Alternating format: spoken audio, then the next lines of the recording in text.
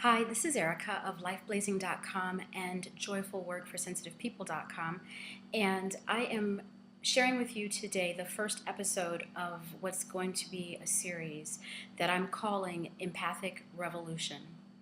I'm starting this series because it is burning itself out of me and through me, and it just must come.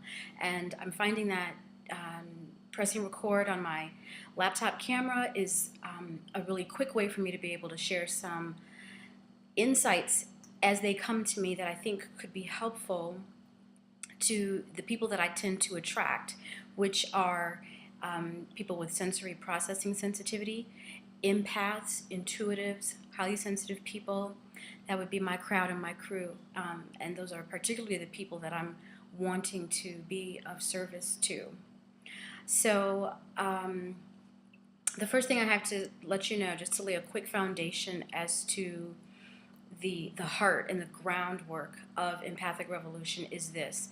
About HSPs or highly sensitive people, I have a very strong belief and conviction that you are designed biologically to be an evolutionary leader. So I need you to know that that is the basic presumption that I live with, that I speak with, that I will be recording these videos with. I presume that about you.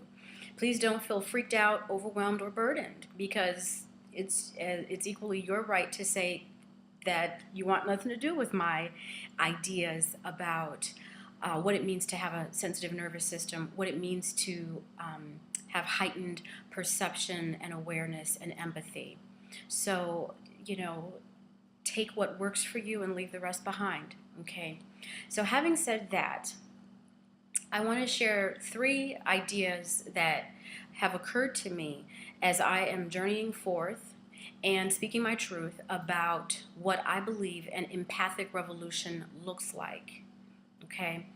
The first thing is, you have got to be willing to be the first to see it, whatever that thing is. So if there's a vision, a hope, an ideal, a wish, a fantasy, some sort of secret or not so secret dream that you have about your personal life or about our lives that we share collectively, whatever that precious potential life is. For visionaries, one of the gifts is that you get to see things before the masses do. And so it can be, and that's going to lead me to the second step is, be willing to be the first to see it, and then be willing to stand alone for a little bit.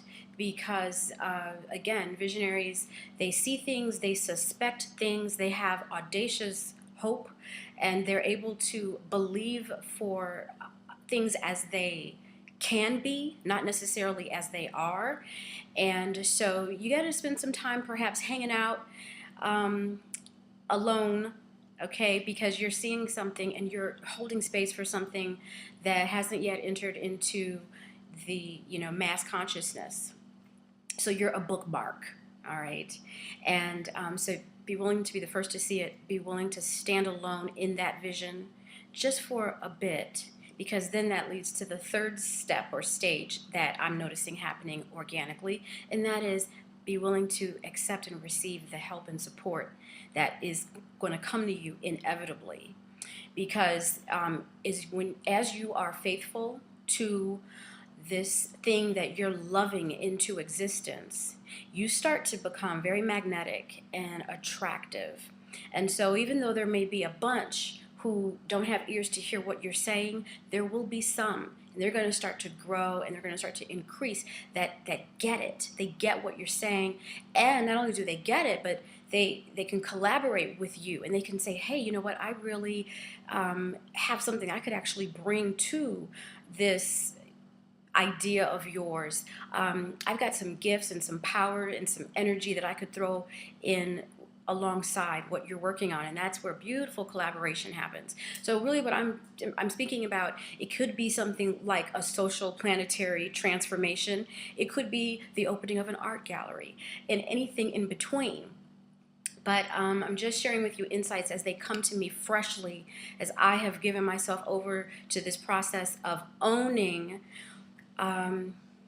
what I believe to be inevitable, and that is this evolutionary leadership that sensitives are biologically wired to walk in, and it's a role and a reward that we're invited to fulfill.